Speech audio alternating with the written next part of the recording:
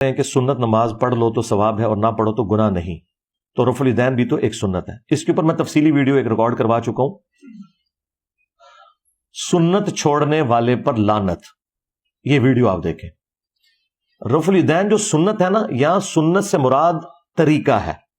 جو نبی علیہ السلام کا طریقہ چھوڑ دینا وہ لعنتی ہے، سیدھی سی بات ہے. ایک ہے الگ سے کسی چیز کا سنت یا نفلی ہونا، یہ بالکل اور بات ہے. جب آپ نماز پڑھتے ہیں تو نماز کے اندر آپ جتنی ایکٹیویٹیز پرفارم کرتے ہیں وہ سنت طریقے پہ ہیں. اس کو جو بھی بدلے گا نا وہ فرض نماز کے اندر کوتاہی کر رہا ہے، سنت نہیں چھوڑ رہا، اور فرض کا حلیہ بگاڑ رہا ہے.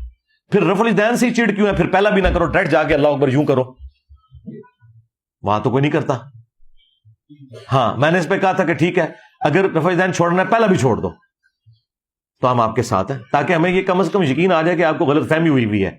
یہاں ہمیں یہ یقین ہے کہ آپ دو نمبری کر رہے ہیں، آپ کو پہلے کے سوا جو باقی ہیں ان کے ساتھ چڑھا ہے. تو یہ بات ہے. تو جو نبی علیہ السلام نے سنت یعنی طریقے کے طور پہ بات تعلیم فرمائی ہے فرض کام کو پورا کرنے کے لیے، وہ اسی کے اندر داخل ہے، اس کو آپ سنت کہہ کے الگ نہیں کریں گے. اور رہ گیا جو نماز کے ساتھ سنتیں ہیں وہ فرض نماز کا حصہ ہی نہیں ہے. مسلم میں واضح حدیث ہے، اما عائشہ سلام اللہ علیہا سے کسی نے پوچھا کہ نبی علیہ السلام کی نفلی نماز کتنی تھی؟ اور نفل پتہ ہے عربی میں کس کو کہتے ہیں؟ فالتو، فالتو، ایکسٹرا. تو اما عائشہ نے پتہ کیا فرمایا؟ نبی علیہ السلام میرے حجرے میں 4 رکعتیں پڑھتے نفلی یعنی فالتو، جسے آپ سنت موقدہ کہہ کے فرض بنایا ہوا آپ نے، اما عائشہ اسے فالتو کہہ رہی ہیں. یہ سنت کی ٹرم فقہا کی ہے، حدیثوں میں صرف نفلی ہے. 4 نفل پڑھتے اور اس کے بعد ظہر کی نماز پڑھتے اور ظہر کے بعد 2 رکعتیں میرے حجرے میں پڑھتے. اما عائشہ کہہ رہی ہیں ظہر کے بعد، تو مولوی کہتا ہے ظہر دے نال. دیکھو میرا دماغ کتنے گیا ہے، ہائے ہائے ہائے. اس میں پتہ کیا الفاظ ہے؟ ظہر سے پہلے 4. اور یہ بھی نہیں کہ ظہر کے فرضوں سے پہلے، نہ.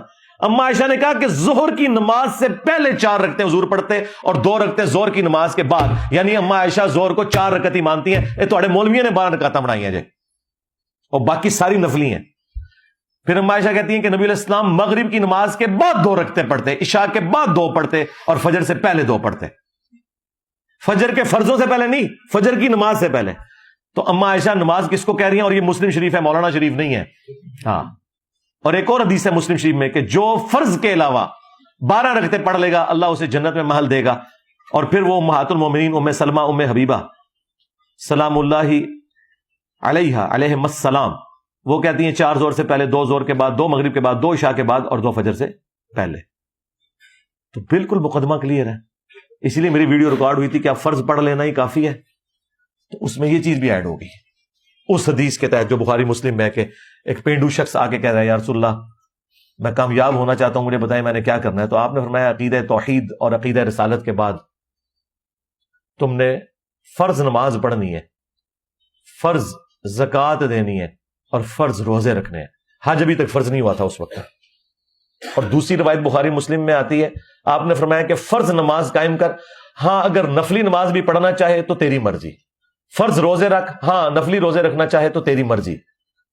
فرض زکوٰۃ دے، ہاں نفلی زکوٰۃ صدقات دینا چاہے تو تیری مرضی. وہ بھی اگو بالکل سیدھا ڈا مسلمان سے، انہیں کہا یا رسول اللہ میں اس سے زیادہ نہیں کروں گا، اس سے کم بھی نہیں کروں گا. جب گیا آپ نے فرمایا اگر کسی نے کوئی جنتی شخص دیکھنا ہے تو اسے دیکھ لو، جڑا یعنی سنتا نہیں پڑتا ہے گا اور جنتی ہے. ہاں وہ کہہ رہا میں زیادہ کرنا ہی نہیں یا رسول اللہ. پھر بھی نہ سمجھ آئے تو میں نے ان کو اگلا پھکا دیا ہے کہ نمازوں کو تو چھوڑ دو. وہ تو میں نے پہلے کلیئر کر دیا کہ اما عائشہ کہہ رہی ہیں ظہر سے پہلے 4، ظہر کے فرضوں سے پہلے نہیں، ظہر کی نماز سے پہلے 4، جسے تم کہتے ہو ظہر کے ساتھ 4. اور دوسرا، آج تک کسی مولوی نے کہا کہ جو نفلی صدقات نہ دے تو اس کی زکوٰۃ بھی قبول نہیں ہے، کبھی نہیں کہتے. کسی مولوی نے کہا کہ جو جمعرات اور سوموار کا نفلی روزہ نہ رکھے اس کے رمضان کے روزے بھی قبول نہیں ہے، نہیں کہتے. تو نمازوں کے ساتھ جو نفلی نمازیں ہیں ان کو کیوں اس کے ساتھ جوڑ دیا ہوا ہے؟ ادھر کیوں آگے کہتے ہو کہ جی جو یہ سنتے نہ پڑے اس کی نماز بھی نہیں ہے؟ اس سے بڑا جھوٹ جو تراویح نہ پڑے ادھر روزہ ہی نہیں ہے. اے منوسو، بقول مارے مصباحی صاحب کے منوس کولو ہی گلاں بنائی نے. قرآن و سنت تو بالکل ان چیزوں سے خالی ہے. یہ ان کی اپنی ذاتی تعلیمات ہیں ان کے بزرگ بابوں کی.